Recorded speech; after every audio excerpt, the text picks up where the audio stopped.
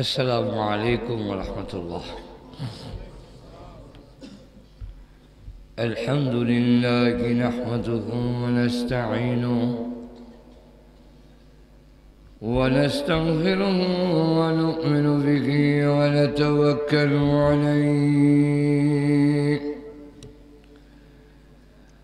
ونعوذ بالله من شرور أنفسنا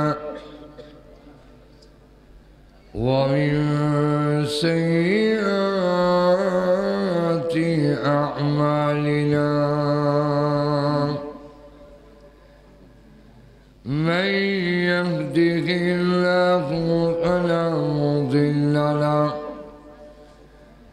ومن يضلله فلا هادي له ونشهد أن لا إله إلا الله وحده لا شريك له ونشهد أن سيدنا وسندنا وحبيبنا ومولانا محمدا عبده ورسوله الذي أرسل إلى الناس كافة بشيرا ونذيرا وداعيا إلى الله بإذنه وسراجا منيرا. أما بعد فقد قال الله تعالى في كلامه المجيد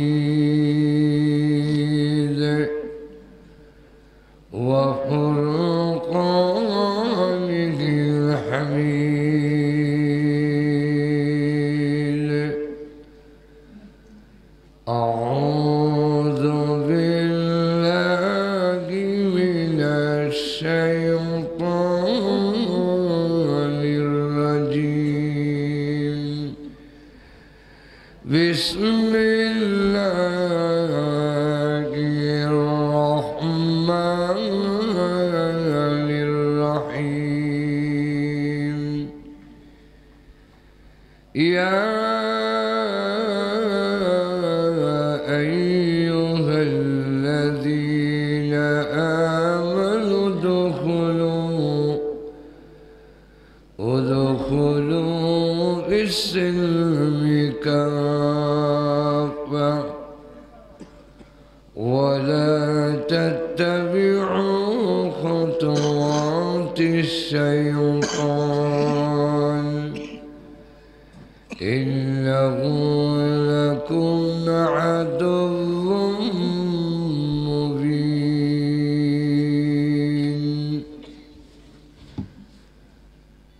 قال النبي صلى الله عليه وسلم لا يبقى من الإسلام إلا اسمه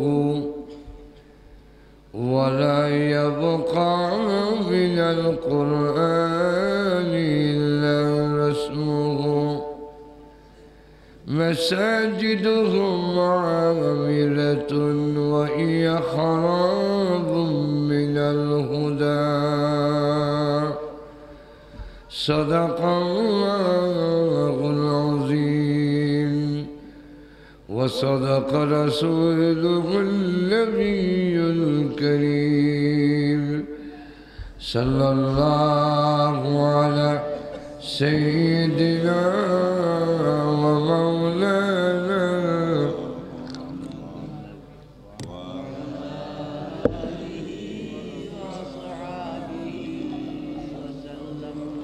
صلى الله على سيدنا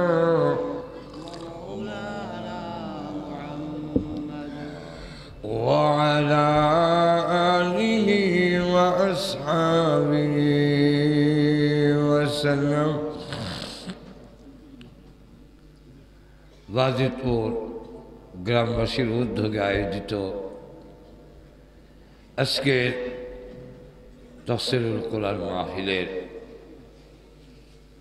অত্যন্ত শ্রদ্ধাভাজন সভাপতি মুআজ্জাজ মুকাররম উলামায়ে কেরাম, উপস্থিত সর্বস্তরের প্রাণপ্রিয় মুসলমান ভাইয়েরা, পর্দার অন্তরালে অবস্থানরত অত্যন্ত শ্রদ্ধেয় মা বোনেরা, সর্বপ্রথমেই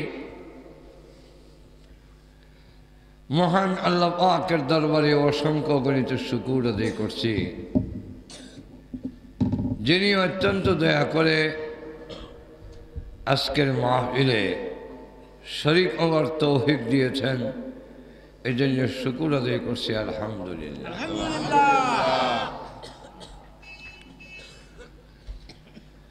আমি আপনাদের সামনে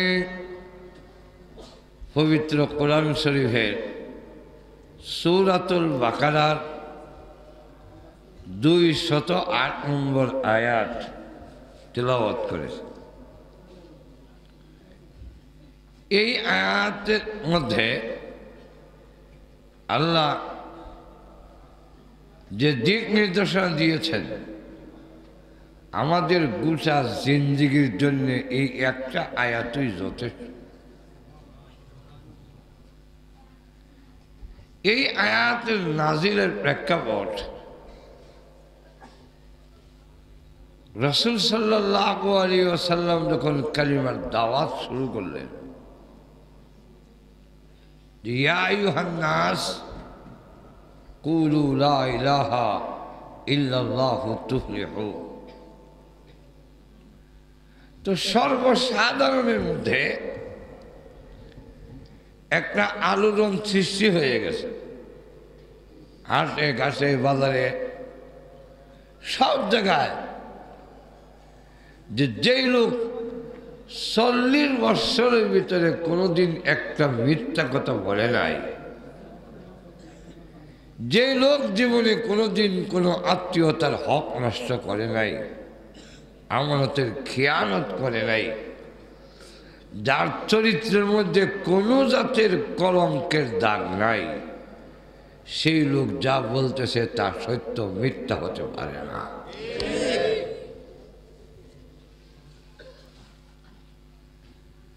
তাই সর্বসাধারণের মধ্যে এই অবস্থা সৃষ্টি হয়েছে। কিন্তু 3 শ্রেণীর লোক রাসূলের দাওয়াত গ্রহণ করতে রাজি হইল না। এর মধ্যে এক শ্রেণী হইল যারা অবৈধ নেতৃত্ব দিত, যারে মন চায় খুন করে মারির নিষের সময় যায়, যার জায়গা মনে চায় দখল হয়ে যায়। আবু জাহেল, আবু লাহাব, উতবা, সাইবা, ওলীদ ইবনে মুগীরা, এরা রসুলকে মেনে নিতে পারল না। কারণ রসুলকে মানলে এই কাম চলবে না। এখনো এই জাতীয় নেতা যারা আছে তারা আলিম উলামা এবং ইসলাম সহ্য করতে পারে না। 2 নম্বর আরেকটা দল যারা অবৈধভাবে ধন সম্পদ কামাই করত, সুদে ঘুষে, জুয়া, লটারি, হাউজি, বাম্পার, এরাও রসুলকে মেনে নিতে পারল না, রসুলের দাওয়াত গ্রহণ করতে পারল না। কারণ রসুলের দাওয়াত যদি গ্রহণ করে তাহলে তাদেরও এই কাম চলবে না। এই যুগেও যারা অবৈধ পন্থায় দুনিয়া কামাই করে এরা আলেম উলামা ইসলাম সহ্য করতে পারে না। 3 নম্বর আরেকটা দল হইল তওরাত ইনজিল কিতাবের মোল্লারা।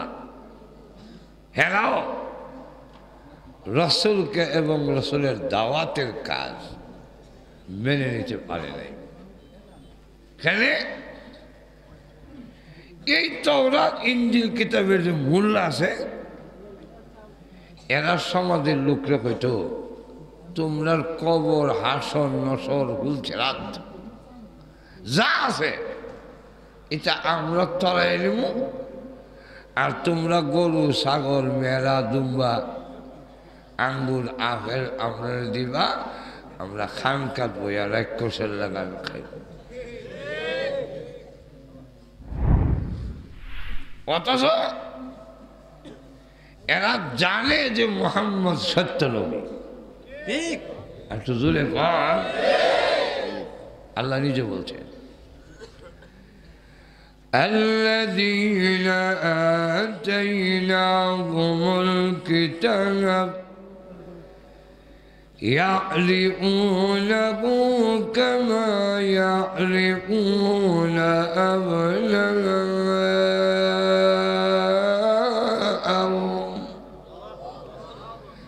আমি আল্লাহ তাদের কিতাব দিছি, হেরা আমার নবীকে দেখলে এইভাবে চিনে যেইভাবে বাবা তার ছেলেরে চিনে। হাজারো ছেলের মধ্যে আপনার ছেলেকে দেখলে চিনতে কি কোনো চিন্তা করণ লাগে? একটু দূরে কন, লাগে না, দেখলই এটা আমার বাবা। ঠিক ইহুদি খ্রিস্টানেরা আমাদের নবীকে দেখা মাত্রই তারা চিনতে পারত উনি বিশ্ব নবী। ঘুমো ধরে দিছে না? একটু জোরে হ্যাঁ না কন, ঠিক না? কেন? তাওরাত ইনজিলের হাতায় হাতায় আমাদের নবীর নাম লেখা এবং রসুলের মাথার থেকে নিয়ে পা মুবারক পর্যন্ত গোটা দেহের আকৃতি, সুরত কিতাবের মধ্যে দেওয়া। সুবহানাল্লাহ, কোথায় না বলছি, সব দেওয়া। কি পরিমাণ দেওয়া, একটা ঘটনা দিয়ে বোঝাই। রসুল যেদিন পৃথিবীতে আসতেন শুভে সাদেকের সময়, এদিন সকালেই সুদূর মদিনার থেকে ঘোরা দৌড়াইয়া এক ইহুদি আলেম মদিনা এসে, মক্কাতে এসে কাবাগরের কাছে এসে দাঁড়ায় বলে, ও কুরাইশরা, আজকের শুভে সাদেকের সময় তোমাদের বংশে কি কোনো ছেলের জন্ম হয়েছে? লোকেরা কহা, এক ছেলে তো আসছে, তার বাবা কি দুনিয়াতে আছে? হ্যাঁ, এই ছেলে না। যেই ছেলের বাবা দুনিয়াতে নাই এমন এতিম কোনো ছেলে জন্ম হয়েছে কিনা? বলে হ্যাঁ, আব্দুল মুত্তালিবের এক নাতি হয়েছে, যেই ছেলের বাবা আব্দুল্লাহ পৃথিবীতে নাই, আগেই বিদায়। ইহুদি আলেম বলে, এই ছেলেটাকে একটু আমার দেখানো যাবে? কেন যাবে না? লোকেরা লাইন ধরে দেখতেছে। যেই ছেলের আগমনে আকাশ থেকে জমিন পর্যন্ত আলোড়ন সৃষ্টি হয়ে গেছে। ওই ইহুদি আলেম গেছে রসুলের ঘরে, আল্লাহ নবীকে কুলে নিলেন, মাথার থেকে পা পর্যন্ত দেখতেছে, মাঝে মাঝে চোখ বন্ধ করে। রসুলকে উল্টেছেন, উল্টাইয়া রসুলের পিছনে ঘাড়ের দিকে তাকাই ওই সিল্লি দিয়ে বেড়া বেউস হয়েছে। হুশ আসার পরে লোকেরা জিজ্ঞায়, বেউস হয়েছেন কেন? ওই ইহুদি আলেম বলে, হে কুরাইশেরা, এই ছেলেই বিশ্বনবী রাহমাতুল লিল আলামিন হবে।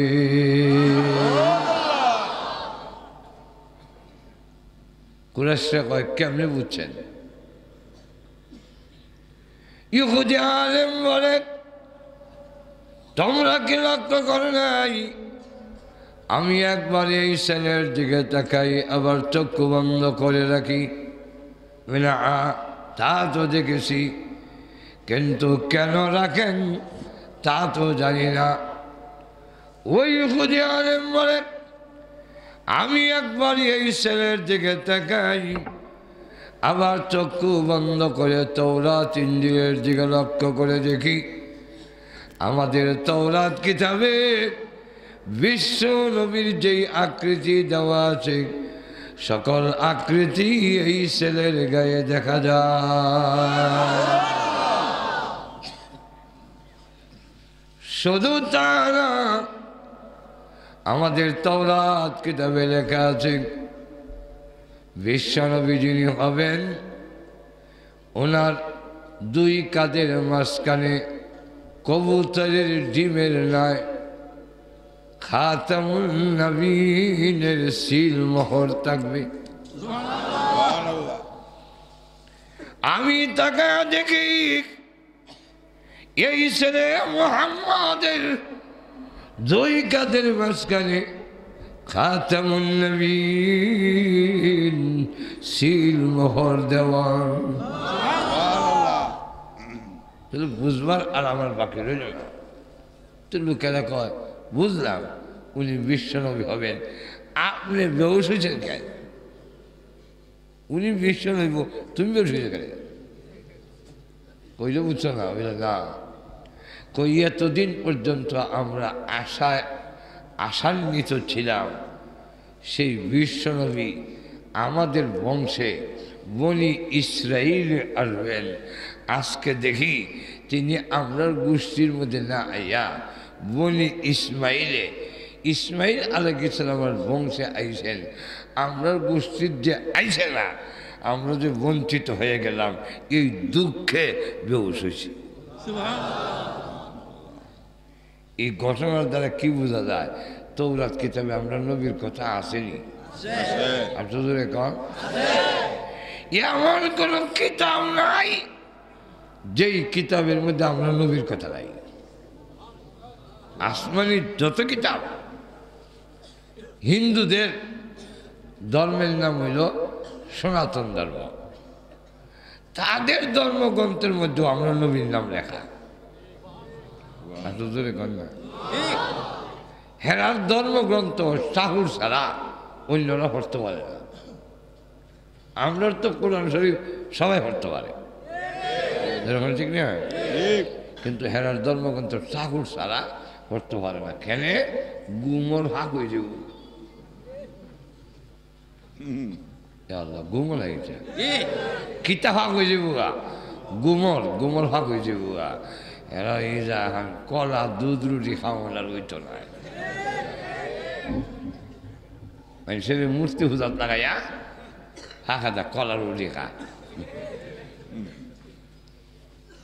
তারার কিতাবে লেখা সামবেদ, এর মধ্যে লেখা যে ওই ধর্মগুলো যখন আসবে, যার নামের প্রথম অক্ষর ম, শেষের অক্ষর দ, এই নাম কি কৃষ্ণ হইব? রাম? মুহাম্মদ সাল্লাল্লাহু মুহাম্মদ। দেখেন, আল্লাহ পৃথিবীর ইতিহাসে আমাদের নবীর আগে এই দুনিয়ায় কারো নাম মুহাম্মদ ছিল না। এই নামটা রাখছেন স্বয়ং আল্লাহ। কেন? আমার নবীর নামটা উচ্চারণ করতেই দুনিয়ার মাখলুক সুমা দিয়ে উচ্চারণ করতে হবে।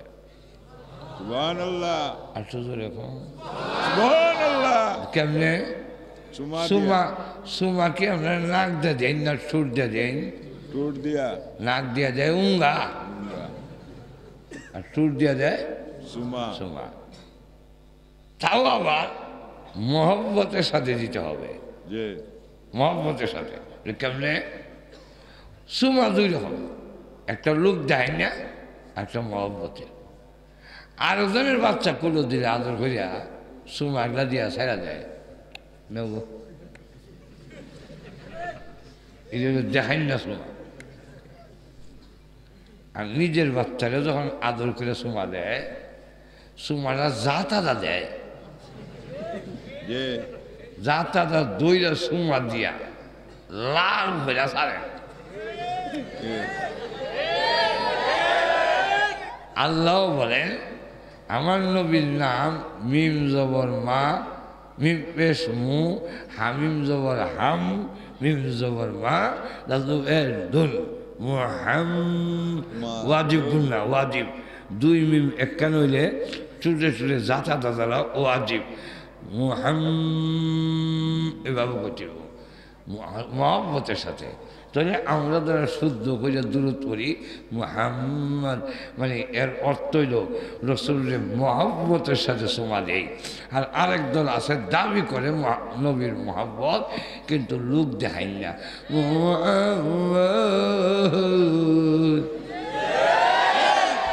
টুটে টুটে যাতা দেয় না।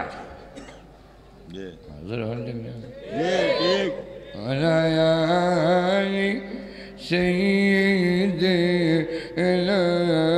محمد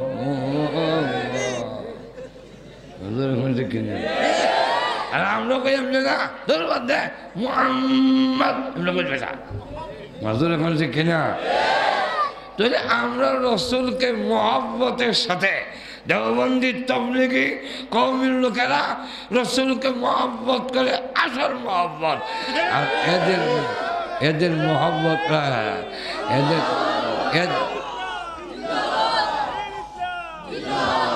এদের মহব্বত হলো লোক দেয় না মহব্বত।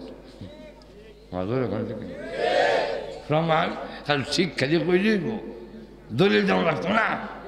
মাজুর এখন শিক্ষা দলিল হইল যদি রসুলকে কেউ কটূক্তি করে গালি যায়,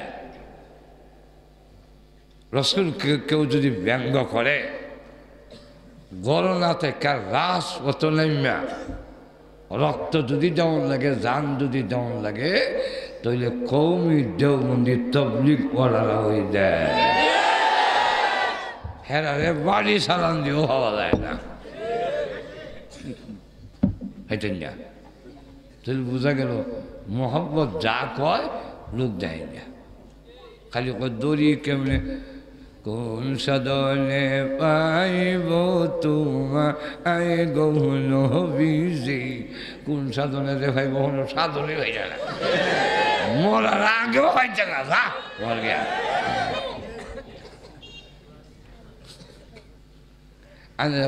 তারে দড়ি কেমনে শোন বলি রে তরুলতা, কেন কস না মনের কথা, আরে জঙ্গলেতে তাইকা বুঝি দেখছ নবী রে, বলে দেখো খালি চান্না করে লোক যায়, বলে দেখো প্রাংশনী নবী কই আছে, এখনো নবী কই আছে কই তার না, আমরা তো রায় কইয়া যে কই আছে ব্যাক। আমরা প্রস্তুত রসুলকে নিজের প্রাণের চাইতে বেশি ভালোবাসি, আল্লাহ এবং তার রসুলের জন্যে এখনো যদি মহিলা আয়োজন হয়, ৭৭ থেকে ধরে এই পর্যন্ত যা রক্ত দেওয়া হয়েছে, প্রাণ দেওয়া হয়েছে, আরো যদি দিতে হয় আমরা ১০০০ বার প্রস্তুত আছি।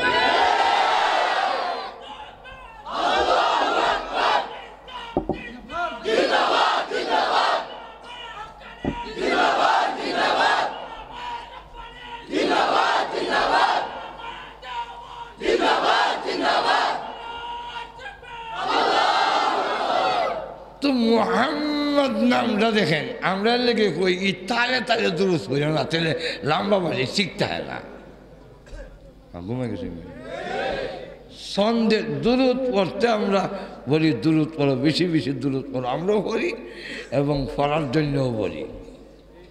এখন শিখি আরো দূর এখন গহরপুরীর কাছে যারা মুড়ি দিছে তসবি দেয় হইলই সকাল বিকাল ২০০ বার দূরে পড়তে হইব, দূরে এখানে শিখি না।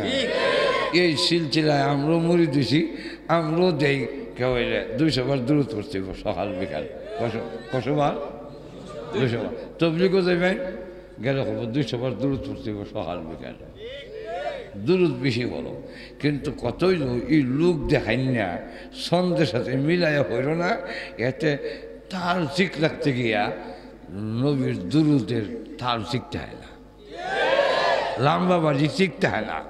আর লম্বা বাজি ঠিক না থাকলে অর্থ বুঝলা যায়। ঘুমে গেছেন মানে কি তো বুঝলা যায়? যদি বলেন মোহাম্মদ এক অর্থ, আর যদি বলেন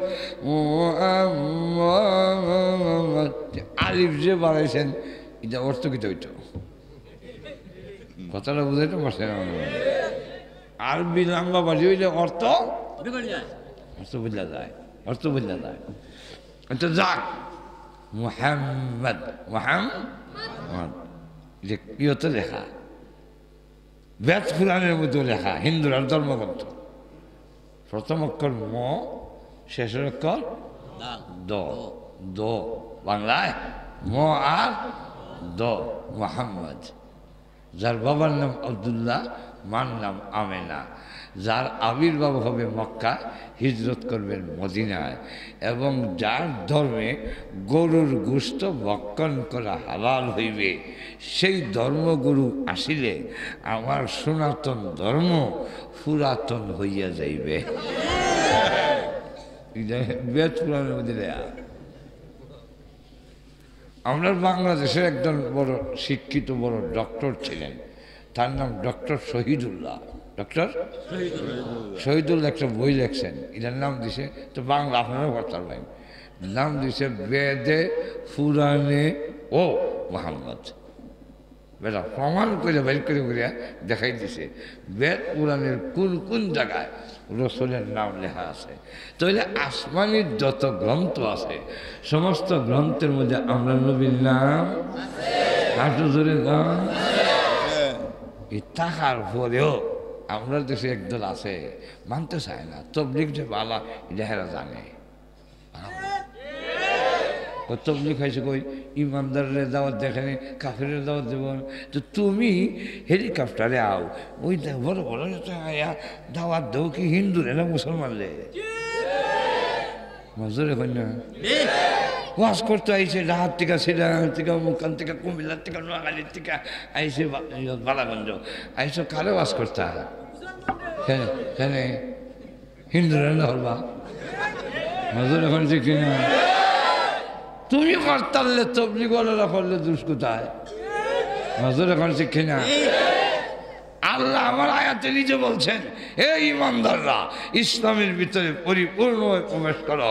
এখন এই আয়াত তোমরা দেখো না, আল্লাহ তো ইমানদারের দাওয়াত দিচ্ছেন, তো তবলিগওয়ালারা ইমানদাররে কেন দাওয়াত দেয়? এই কথা হেরান না দিকে আল্লাহরে দিকে গিয়া আল্লাহও দাওয়াত দিছে ইমানদাররে পরিপূর্ণ ইমানদার হইতাম। নজর এখন ঠিক কিনা? আজে বাজে কথা কয়, বউ কই তো আমি যদি ওয়াজ করে গিয়ে আমার বউ ঠিক হয়, আরেকজনের বউ নিয়ে সন্দেহ হইতো না। যারা তবলিগের বউ লিয়া মাতে এরা নিজের আর বউ ঠিক হয় না, নাহলে আরেক বেটার বউ লিয়া আমারও তো সন্দেহ হয়ে গেলে। এখন ঠিক না? পাকিস্তানি যাইছি বান্ধবী, আমরা ব্রাহ্মণবাড়িয়ার পূর্ব ইন্ডিয়ার বর্ডার, ওই দিকটা কাঁঠাল আছে, তো এদিকে কাঁঠাল কেমনে খায় রে? একজনে দেখাই দিছে কাঁঠাল খাইবার সময় কামড়ায় ভেঙ্গা কামড়ায়, তো কাঁঠালের ঘেতার আঠা লাগিয়া এই বান্ধবীর দাঁড়িয়ে আছে, মুছ আছে, এই মুন আড়া লাগছে আর সুরে তার। আরেক বাঙালির জিজ্ঞাসে যে এই কালারের আড়া সারাস কেমনে? কতগুলো সারি আইনা দিয়া কয় এই যে মোট দিলে সার ইমন হয়েছে হনুমানের দল, শেষে দাড়ি মুছ কামাই দিছে। এখন যারা লাগার ভাই দাড়ি নাই মুছ নাই, তাকে ধরে জিগায় তুমি মেনে মানিল কাঁঠাল খায়াতা, তোমার যে দাড়ি নাই মোষ নাই, তুমি কি তা কারো খেতে নাই? এটা হে মনে করে আমি যে কারো খেয়ে দাঁড়িয়ে ফেলাইছি, এর লেগে সবাই বুঝি দাঁড়িয়ে কারো খেয়ে ফেলাই দিছে। আপনারা কি তখন আমরা কারো খেয়ে দাঁড়িয়ে ফেলাইছ?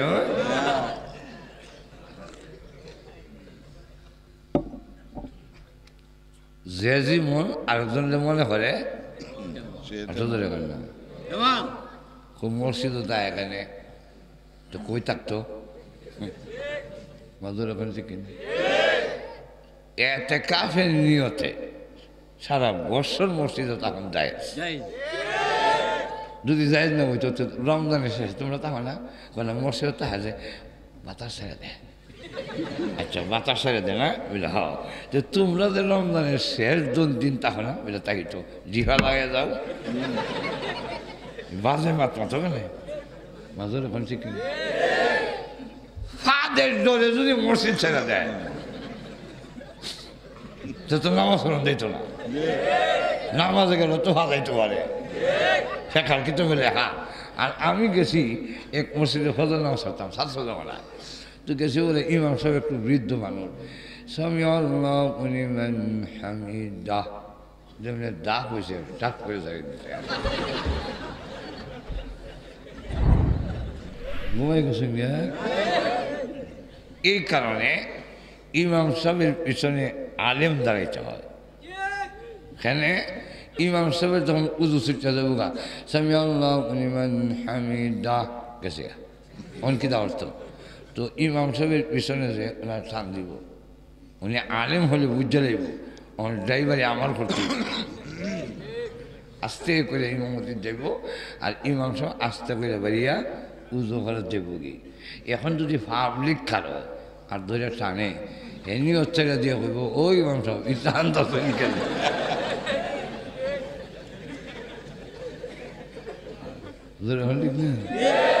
তাহলে ফেকার কিতাবে যে এই মাসলা লেখলো যে ইমাম সাহেবের পিছনে যে দাঁড়াইতে হইব এই আলেম দাঁড়াইতে হবে কারণ ইমাম সাহেবের উজু যাওয়ার সম্ভাবনা আচ্ছা আপনি যাইতে পারে না আমার তো যাইতে পারে আল্লাহ ঘুমে গেছে রাইটা হাত আইতে পারে না এখন যদি কয়বিল হাইতে দিব তো মসজিদে যেমন দিত না কথা না এটা হইল বাজে কথা ধরে কোন শিক্ষে না মূল উদ্দেশ্য কি দেখাইতাম নেই তবলিগ যাইব না এখানে বুঝলে আমার রুটির মধ্যে ফিরে উঠে দেব একবারে বিয়া করছে খানা অন্ধ তো বিয়া করছে এক বেজি নাকের সেন্টার ঠিক নাই টুট মোডা খালা তো কালা যাই যেবার সালা খানা বেড়ে তো চোখে দেখা যায় চোখে তো জিগায় তোমার নাম কিটা আমার নাম হলো ফুলফুরি আর দেখতে আমি হুরফুরি দেখতে কিটা হুরফুরি আসলে কি হুরফুরি অত দূরে না নাকের সেন্টার ঠিক নাই টুট মোটা খালা তো খালা যাইবার সালা আর জামাইরে কয় কিটা আমার নাম যেমন ফুলফুরি আমি দেখতে ফুলফুরি এই খালা বেলা কয় এই ফুলফুরি বউ আমার গোল করবো না একটা দিয়া তো রাখতে হইব খানায় যা রুজি করে মাসাল্লাহ খানা রাখতে রুজি ভালো বলে যায় রুজি করে বউরে দিয়া হয় সব তুমি লইয়া যাও তো আমার হারাইয়া যায় না আর ফুলফুরি কয় ইটার লেগে তুই কইসলাম ফুলফুরি যে কইছি উদ্দেশ্য তোমার রুজি রোজগার খাইতাম আল্লাহ কি মর্জি বাজেট পুরাইছে চক্ষু শিবির ব্রাহ্মমান হাসপাতাল এমনি কয় চক্ষের অপারেশন করাইতাম বুঝলে খেলে বলে আমার আর কোনো আকাঙ্ক্ষা নাই একটা আকাঙ্ক্ষা আমার ফুলফুরির একটা নজর দেখতাম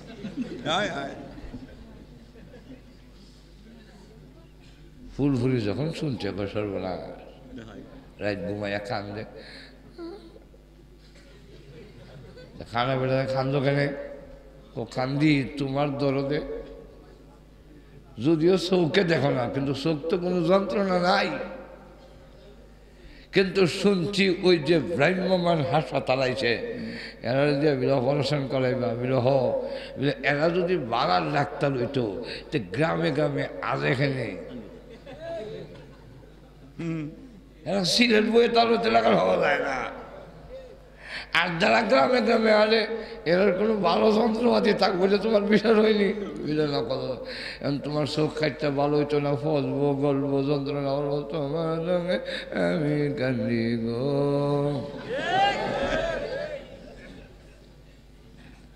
আমি আপনাদের কাছে জানতে চাই জামাইয়ের দুঃখে কান্দে না নিজের চেহারা যে প্রকাশিত হবে এটা লেগে কান্দে?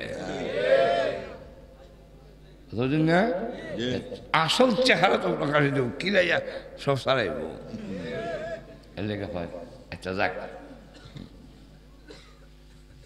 এখন এর ভিতরে এমন ধারণা হয়েছে যদি শুনে উত্তর দিকে আইতাছে দক্ষিণ দিকে দৌড়, যদি উনি দক্ষিণে উত্তর দিকে দৌড়, আমি করাইতাম না এখানে কথা একদম আমার চোখ খানা আমি খানাই বালা তোমার চোখ কষ্ট না আমার ফুরফুরি হয়েছে এটা বিলে বালা ডাক্তার না অস্ত্র নাই চোখ খুঁজতে যাবে এখন তো কেউ বুঝাইতে না কথা হচ্ছে না। সে গ্রামের এলাকার জোর করে যাইতার দই নিয়ে জানিস এটার অপারেশন করে এখন অপারেশন করছে পর্দা এটা দিছে চোখে দেয় ছেড়ে দেন বাচ্চা গাই বুঝলে ভাই না 3 দিন কমের পক্ষে থাকতে হবে থাকলে পরে থাকলো আগে গিয়ে আমার ফুল হলে একটা দেখাই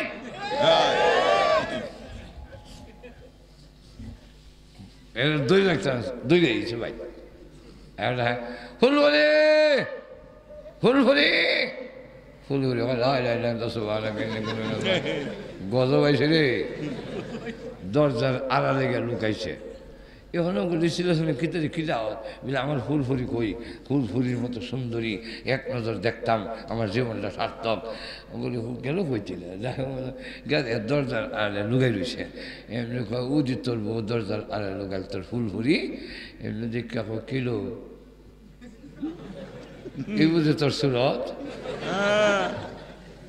হ্যাঁ তোর দিন সেটা ঠিক নাই ঠোঁট মোটা হাওয়ার মধ্যে দিয়ে রেল লাইনে লাগার ভাড়া খালা তো খালা যাই দিবে সালা তুই হুর বলি কেমনে এতদিন পর্যন্ত তুই আসলে খালা শিক্ষার মতো তা হোক আহা আমি কই থাকতো তো জোর হয়ে নিয়ে জায়গা আমি বুঝি না সামনে করো আমি আপনি বুঝেন এখন লক্ষ্য করে হ্যাঁ তুই এতদিন পর্যন্ত তোর সুরত খালা আমার কোনো আপত্তি নাই আমি খানা বেটা খালার দল একটা উইল গেছে আপনার ঘুমো নাই খানা বেটা লেখা খালার দল এখন বেশ আছে একটা উইল গেছে কিন্তু তুই কইসত কি করসত কি মাজুর ওখান শিক্ষা তুই শিক্ষা লাগান খালা আর আমার কইস হুর হুরি লাগান সুন্দরী কইয়া আমার সব চুষা খাইছ চুলের মুড়ির ধরে হয় তোর জীবনের খাওয়া মুড়াই আজকে বাইর করতাম যেরকম শিখি না আমাদের দেশের কিছু ভণ্ডরা এরা কিন্তু মুড়িদ জেনে দিয়া হাও চিপায় মুড়িদ নিরেও বেরিয়েও আট মাথা এটা সাধারণ লোকেরা বুঝে না কিন্তু তবলিগে গিয়ে 3 চিল্লা দিলে তখন ইকাইব যে হিসাব হইল বেগানা নারী দেখা যায় না যেরকম দেখে না আমি যদি ঈদ দাবি করি আর মুড়ি রয়েছে এই বেশি যদি আমার সামনে আয় আর আমি যদি দেখি আর তার সাথে কথা বলি ডাইরেক্ট তাহলে বুঝবেন আমার মধ্যে শয়তানের মধ্যে বেশি বেশ কম নাই। যেই লোকে পর্দার বিধান মানে না নামাজের বিধান মানে না এ আল্লাহর ওলি হইতে পারে না। এই সহজ কথাটাকে আমি বুঝাইতাম ঘুমাই গেছি আর শুধু রে এই কারণে যাতে মুখোশ উন্মোচিত না হয় এই কারণে হয় সত্যিকারের উলামায়ে কেরাম তাবলীগ তারপরে তাফসীর ইত্যাদি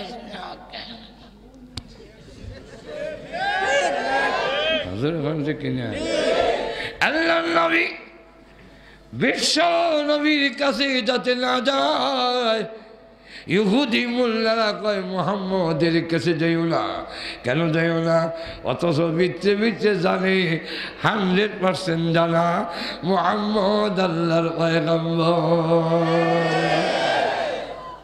কিন্তু যাইস না কেন হালুয়া রুটির মধ্যে ফিফড়া উঠবো, হালুয়া রুটির মধ্যে ফিফড়া উঠবো। আল্লাহ শেষে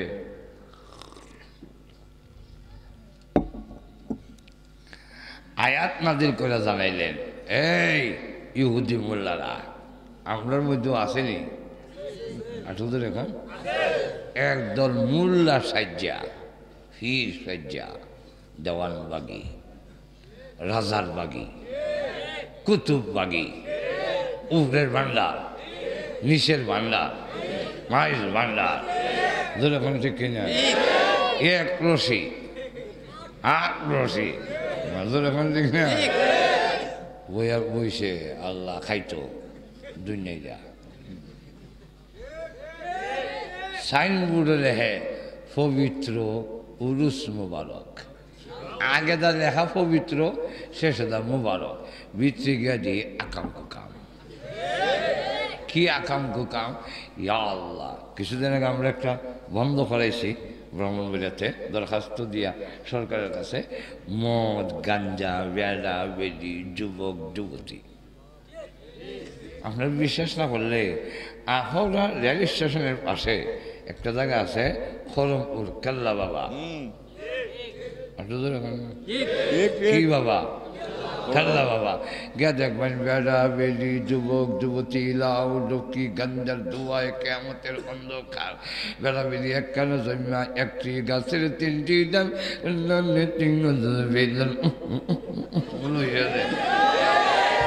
পরে রাইত না যায়, এবেটার ফুরি খায় না, এবেটার বউ খায় না, এবেটার। আমি কিন্তু নিজে গিয়া দেখা কইতাছি।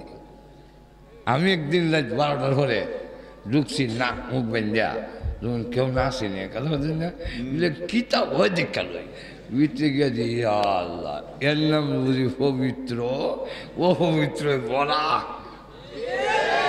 কম ঠিক কিনা। এই জাতীয় লোকেরা, মাজার পূজারীরা, কবর পূজারীরা, ভণ্ডারা সত্যিকারের ইসলাম এবং আলে উলামা সহ্য করতে পারে না। সতর্ক থাকতে হবে। ইমান খান লই যাবো, ইমান লই যাবো, আপনি ইমান লই যাবো, আপনি শেষ।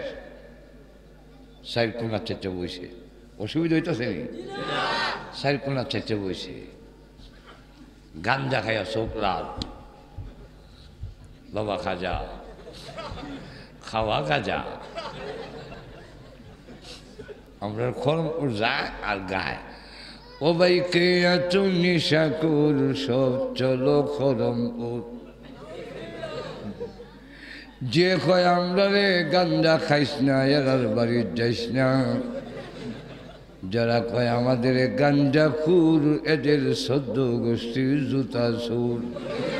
আমরা জুতা সুর খাই না। বাবা খাজা খাবার, আচ্ছা খাজা ভাবিলে গাঁজা খাওয়াই তো, জুতা দেবারি তোমার শাহজালাল কেতে গাঁজা ফেলে গেছি, শাহফরান সব কেতে গাঁজা খাওয়া ফেলে গেছি, মইনুদ্দিন চিশতি না ভাবনা বুঝবার লেগে কোথায় হয়ে যায় এটা ভাবনা। আল্লাহর রসুল বলেন, গান বাজনা ধ্বংস করার জন্যে আমি আইছি। সুতরাং রসুলের উল্টা গিয়া সে আল্লাহর ওলি হতে পারে না। রসুলের উল্টা হে ওইলে বলি, শয়তানের ওলি, আল্লাহর ওলি না।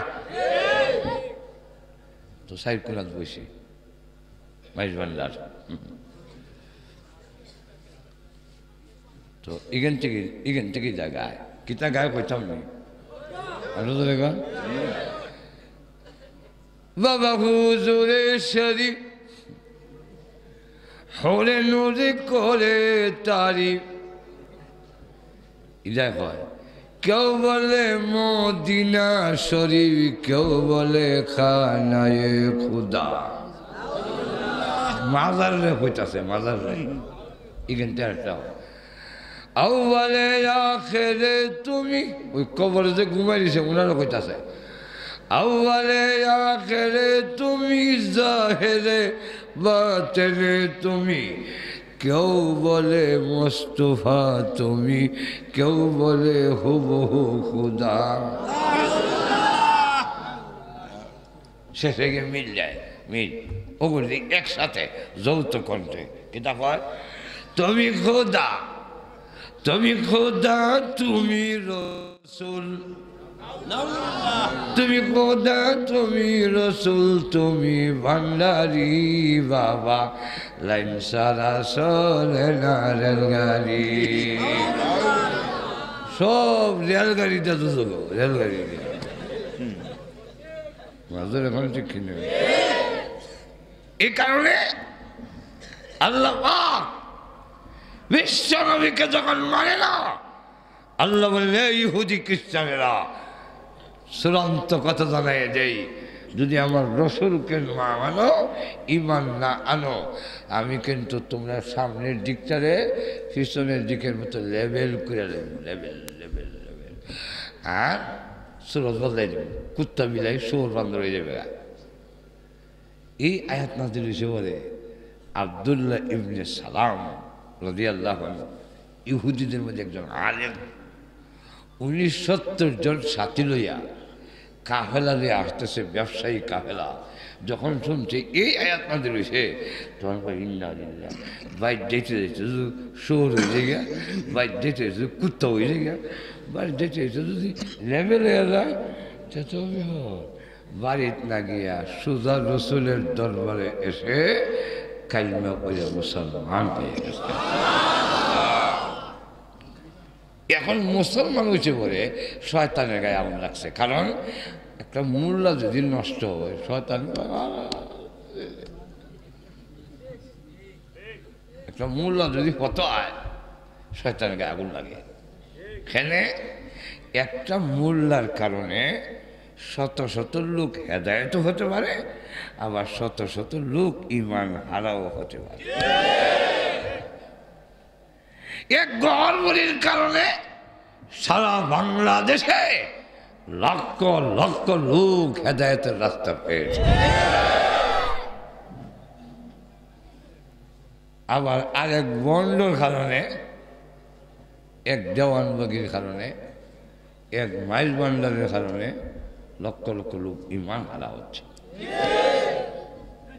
এই কারণে শয়তান দেয় হা তৌরাত কিতাবের মোল্লা দিয়ে মানে তার কারণে তো অনেক লোক কথাই তখন করছে গীতা লম্বা এক পাগড়ি লাগাইছে, পিছে তার লেজ হইল 5 হাত লম্বা, 3 জনে ধরে রাখছে, আবা কাবা লাগাইয়া মুখের মধ্যে জিকির, লা ইলাহা ইল্লাল্লাহ।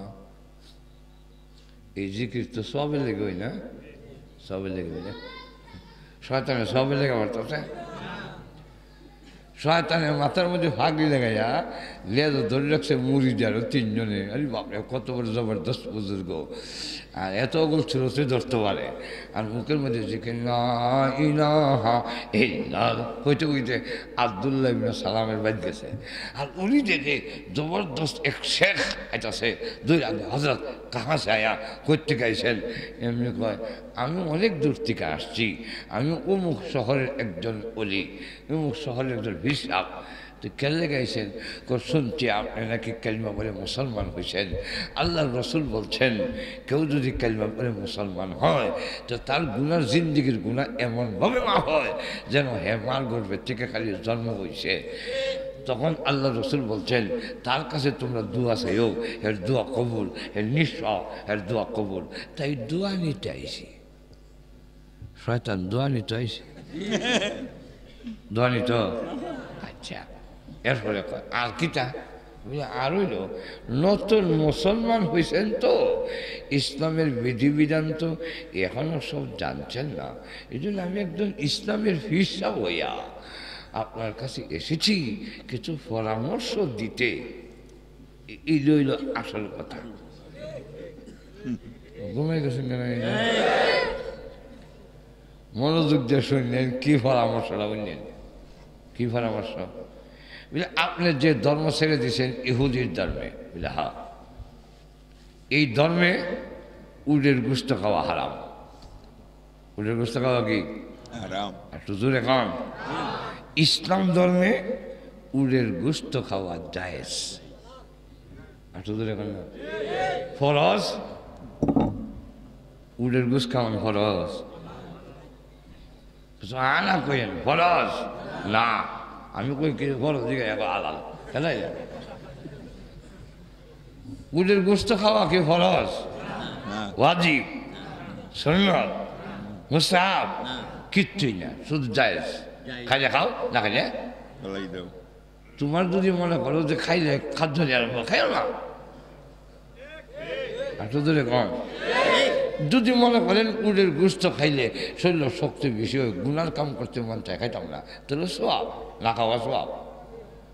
গরুর গোস্ত খাইলে যদি অ্যালার্জি বাড়ে খাইয়েন না, ঠিক না?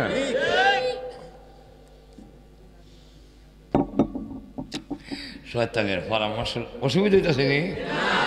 শয়তানের পরামর্শ দেখেন কি সুন্দর কয়, আপনি যদি উটের গোস্ত না খান ইসলামের কোনো ক্ষতি বলি কেন ক্ষতি নাই? ফরজ না, ওয়াজিব না, সুন্নাত না, মুস্তাহাব না, না লিখে দিয়েছে। কথা তো ঠিক, কিন্তু ইহুদি ধর্মে খাওয়ান কিন্তু হারাম। এখন যদি আপনি না খান তাহলে এরাও খুশি হইব যে আমরা একটা লোক যদিও ইসলাম কবুল করছে কিন্তু আমরারও কিছু মিল আছে।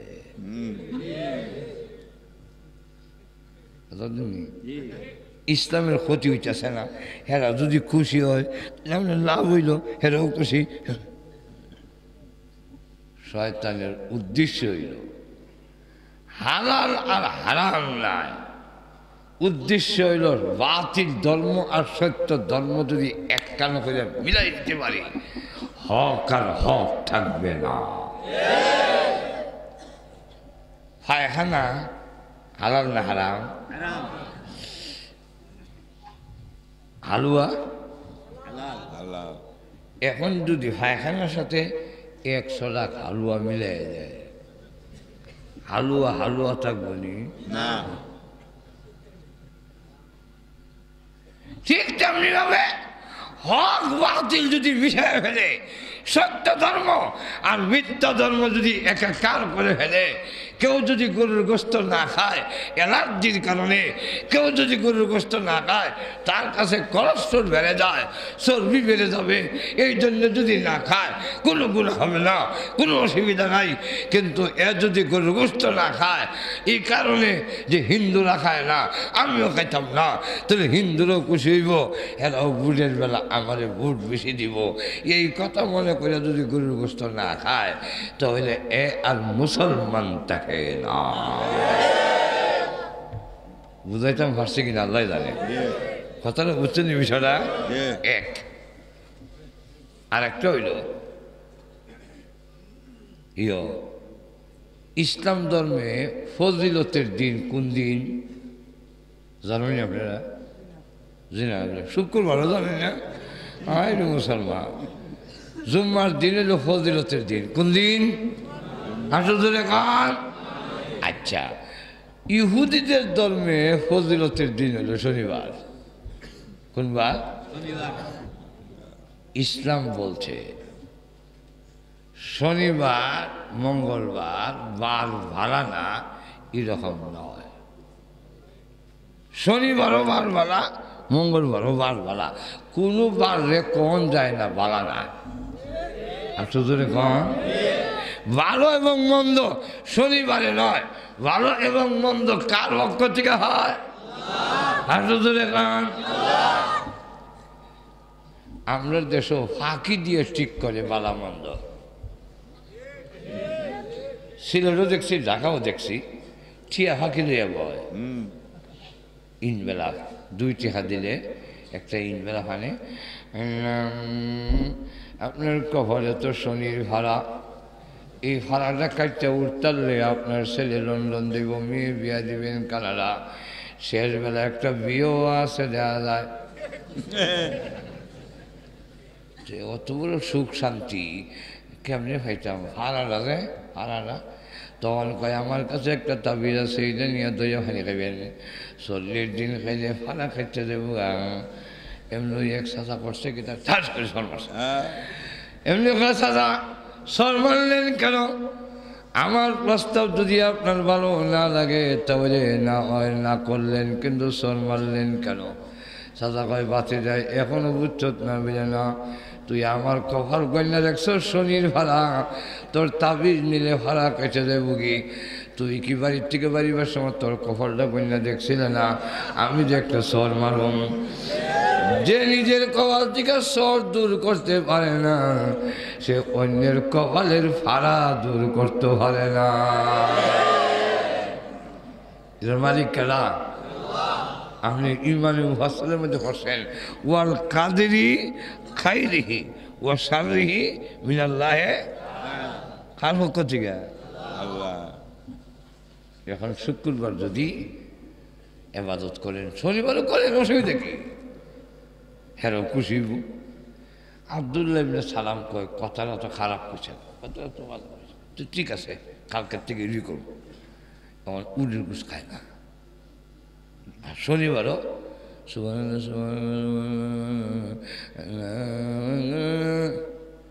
আল্লাহ দেখছো নি কাল বাচ্চা শয়তানা তো হাত লাগাই দিছে। ওই আমার তেলাওয়াতকৃত আয়াত সূরাতুল বাকারার 208 নম্বর আয়াত, কিয়ামত পর্যন্ত উম্মতে মুহাম্মদের জন্য সতর্কবাণী আল্লাহ জানাইয়া দিয়া কয়, ইয়া আইয়ুহাল্লাযীনা আমানু উদখুলু ফিস-সিলমি কাফা। এই ঈমানদাররা ইসলামের ভিতরে যখন ঢুকছো পুরাপুরি ঢুকো। আর তো জোরে কন, ওয়ালা তাত্তাবিউ খুতুওয়াতিশ শায়তান, শয়তানের ভিসে ভিসে চলল না। কেননা ইন্নাহু লাকুম আদুউম মুবিন, শয়তান তোমাদের প্রকাশ্য দুশ্মন। এখন আসুন ব্যাখ্যা দেওয়ার টাইম নাই। আজকে আমরা দুনিয়াতে লাঞ্ছিত কেন?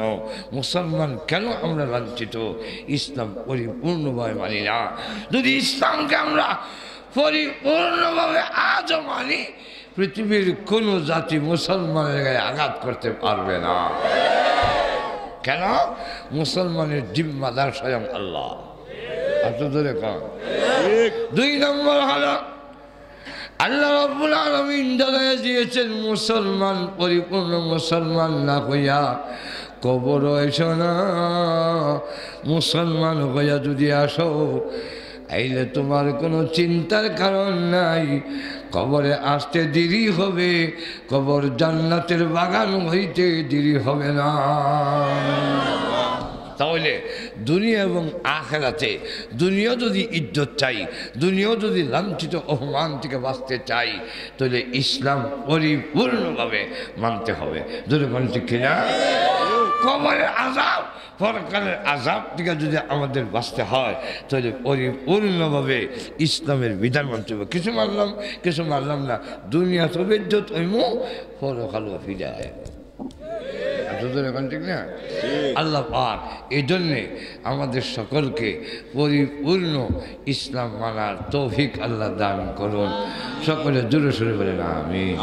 ওয়া আখিরু দাওয়ানা আলহামদুলিল্লাহি রাব্বিল আলামিন। আরও ওলামায়ে কেরাম আছেন, ধারাবাহিকভাবে ওয়াজ চলতে থাকবে।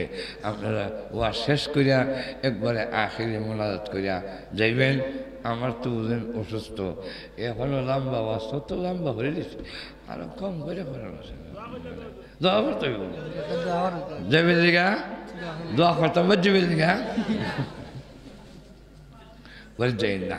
আল্লাহুম্মা সাল্লি আলা সাইয়্যিদিনা মাওলানা মুহাম্মদ। আলহামদুলিল্লাহ। ربنا ظلمنا أنفسنا وإن لم تغفر لنا وترحمنا لنكونن من الخاسرين رب العالمين সারা জীবনের গুনার বোঝা মাথায় নিয়ে আল্লাহ গুনার উপরে লজ্জিত আর শর্মিন্দা হয়ে आलिम उलमानी सदादरी वाला मुरब्बी लिए नौजवान भाईদের নিয়ে পর্দার আড়ালে নেককার মা বোনদের নিয়ে আমি গুনাহগার মুসাফির অবস্থায় হাত বাড়াইলাম। মেহেরবানি করে গো আল্লাহ জিন্দগির গুনারে মাফ করে দাও। আল্লাহ জানি না আজকের এই মোনাজাত কার জন্যে, জানি জীবনের শেষ মোনাজাত। কত মানুষ ঘুমায় আর উঠে না, কত মানুষ ঘর থেকে বের হয় আর ঘরে ফিরে আসে না। আল্লাহ মেহেরবানি করে আমাদের জিন্দগির গুনারে মাফ করে দাও। আল্লাহ আমরা যে যে উদ্দেশ্যে তুলেছি প্রত্যেকের নেক আশারে পূরণ করে দাও। আমাদের মধ্যে যারা অসুস্থ সুস্থ করে দাও। আমাদের আওলাদগুলোরে পাক্কা নামাজি দিনদার বানায়া দাও। আল্লাহ আজকের মাহফিলের আয়োজন যারা করেছেন, শোনার জন্য যারা এসেছেন, আল্লাহ সকলের জন্য এই মাহফিল নাজাতের উসিলা বানায়া দাও। আল্লাহ আমাদের পক্ষ থেকে লাখ কোটি দুরূদ ও সালাম নবীজির সোনার মদিনা পৌঁছাইয়া দাও। যত মুমিন মুমিনাত কবরে ঘুমাইয়াছেন সকলের কবর আযাব মাফ করে দাও। বিশেষ করে আপনার মা বাবার কবরে জান্নাতের বাগান বানায়া দাও। ইয়া আল্লাহ ইয়া আরহামার রাহিমিন ইয়া আকরামাল আকরামিন। আল্লাহ আমাদেরকে মক্কা মদিনা বারবার জিয়ারত করার তৌফিক দাও। আল্লাহ আমাদেরকে স্বপ্নের যুগে তোমার নবীজির নুরানি চেহারাখানা দেখাইয়া দাও। আল্লাহ যেদিন মরণ দাও গো ঈমানের সাথে মরণ দিও। ربنا تقبل منا إنك أنت السميع العليم وتب علينا إنك أنت التواب الرحيم آمين برحمتك يا أرحم الراحمين.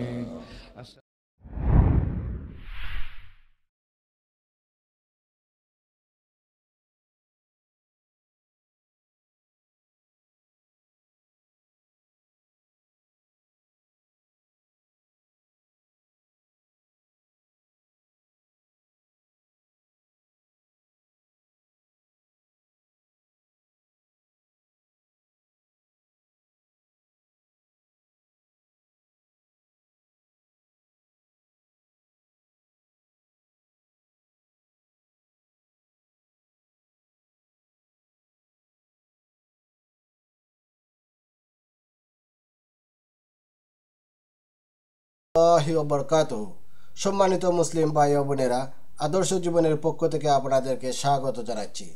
ভিডিওটি দেখার জন্য আপনাদেরকে আন্তরিক ধন্যবাদ জানাচ্ছি। আশা করি আমার এই ভিডিওটি আপনাদের অনেক ভালো লেগেছে। আমার আরও নতুন নতুন ইসলামিক ওয়াজের ভিডিও দেখতে হলে দয়া করে আমার চ্যানেলটি সাবস্ক্রাইব করুন। সাবস্ক্রাইব করলে অটোমেটিকলি আমার ভিডিও আপনাদের কাছে চলে যাবে। প্লিজ লাইক, কমেন্ট এবং শেয়ার করে আমাকে মতামত জানিয়ে উৎসাহিত করবেন। জাযাকুমুল্লাহ খাইর।